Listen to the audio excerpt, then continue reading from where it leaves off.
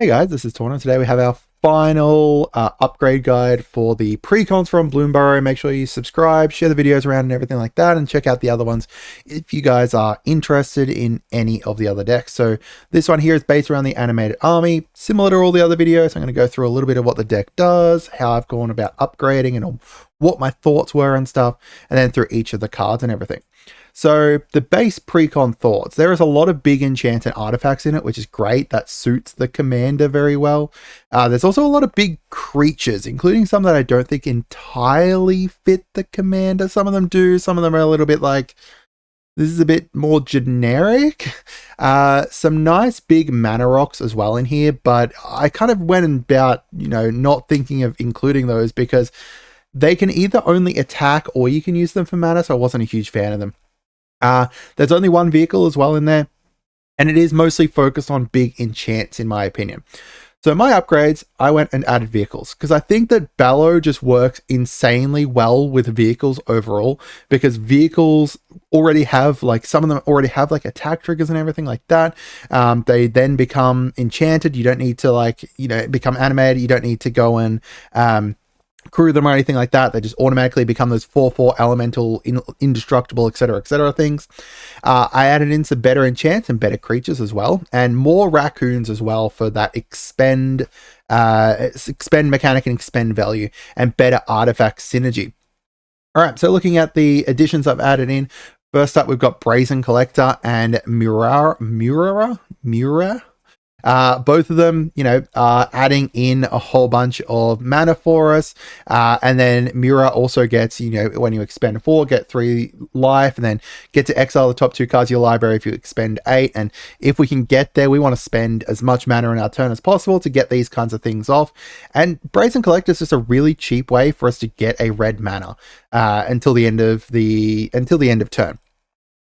We've got Blaster Combat DJ in here. So he has a lot of synergy with our vehicles and stuff, as well as, any other artifact creatures we've got in here as well, which not too many, but it's mostly the vehicles. Chuck up some +1/+1s onto them when they come in to just give them out a little bit of buff. So that way, instead of being 4/4s, they're going to be 5/5s. You can also move them around and stuff. We've got some kind of enchants in here, I believe, that are based around like +1/+1s and stuff. So we've got that option there. All right, so some of the vehicles we added in, Cybership's going to enable us to just get more recruits out. It's going to be a 4/4 indestructible, flying, hasted, deal combat damage, draw, deal combat damage, draw a card, and then also steal 2 cards from the top of their library. It's just going to be really crazy great. Horde Hauler is going to get us a lot of treasures based on the artifacts from the opponent. We've got the Magmatic Galleon, and then Midnight Crusader Shuttle. Again, just really great vehicles that I'm kind of adding in here. More really great vehicles. Thunderhawk Gunship especially is going to give all of our, 4/4 flying. They're all going to be flying now instead. Lots of great ways to make use of that. We've got Canoptech Spider here to allow us to draw some cards from any artifact creatures we've got, which isn't very many, but also any vehicles that we play. And then Foundry Inspector as well to make all our artifacts cheaper.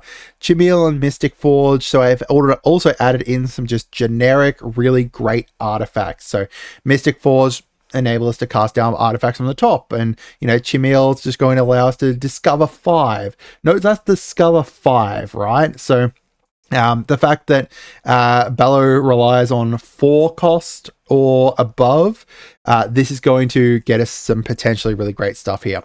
We've also got the Immortal Sun and Oran. Immortal Sun's just going to make things cheaper, buff our things up, give us an extra draw, stop any Planeswalkers that happen to be. Unfortunately, we do have one Planeswalker still in the deck, so this is going to potentially stop that, but just don't use them at the same time kind of thing. And then Oran is just going to give us all Death Touch onto our big things. So if someone happens to block it with a bigger thing, then you're going to be able to kill it anyway, as well as a lot of card draw there.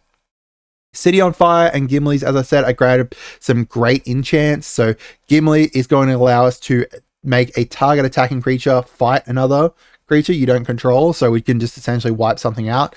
And then City on Fire to triple the damage that we deal to someone. Sight of Scale Lords and Zendikar Resurgent. Sight's going to buff all our things up to 6/6s if we don't have any other buffs on them. And then Zendikar just allowing us to get a lot of mana and then also draw some cards. So as for the cuts, these are the cuts that I did. Most of them were just kind of generic, good Gruul stuff that was in here, or things that I didn't think really synergized well. As I said, I did cut a couple of the kind of mana rocks and stuff that I didn't particularly like, because of the fact that, as again, you do need to choose between, do I want to keep this mana rock, or do I want to, do I want to use this mana rock for mana, or do I want to swing it at someone? When we can add in some other stuff that's going to get us more kind of permanent mana.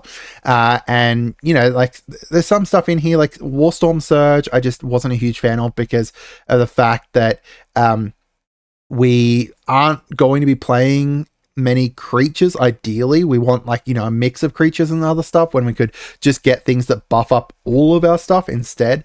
Rampaging Balost is just good, like, landfall, but I just didn't think it really kind of fit in the deck.